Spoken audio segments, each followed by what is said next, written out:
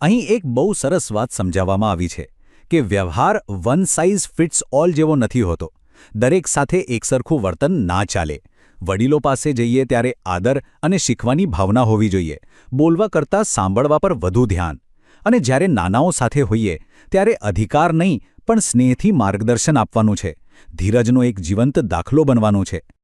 અને આ વાત તો ખરેખર સમજવા જેવી છે. લોકો સાથે વ્યવહારમાં કુશળ બનવાનો મતલબ ચાલાકી કે હોશિયારી બતાવવાનો નથી. અસલી કુશળતા તો શુદ્ધ હૃદયમાંથી આવે છે. જ્યારે અંદર સચ્ચાઈ હોય ત્યારે એ વ્યવહારમાં આપોઆપ ઝળકે છે. કોઈ દેખાડાની જરૂર જ નથી પડતી. જીવન કંઈ ફૂલોની સેજ તો છે નહીં, બરાબર ને? હંમેશા બધું સારું જ નથી હોતું.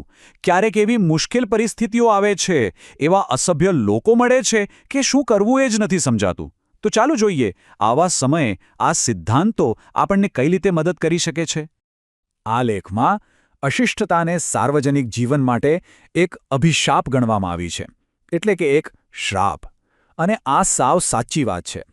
કોઈના કામમાં વગર કારણે માથું મારવું કે પછી ઘરે આવેલા મહેમાનની સરભરામાં કચાશ રાખવી, આવી નાની નાની લાગતી બાબતો જ સંબંધોમાં ઝેર ઘોળવાનું કામ કરે છે. તો પછી કરવું શું? ઉપાય શું છે? જુઓ, સલાહ બહુ સ્પષ્ટ છે. એમની નકારાત્મકતાના કીચડમાં આપણે નથી ઉતરવાનું. આગ સામે આગથી લડવાની ભૂલ નથી કરવાની. એના કરતાં પોતાની ગરિમા જાળવી રાખો. શાંત રહો. અમુક વાતોને, અમુક લોકોને અવગણતા શીખવું પડશે.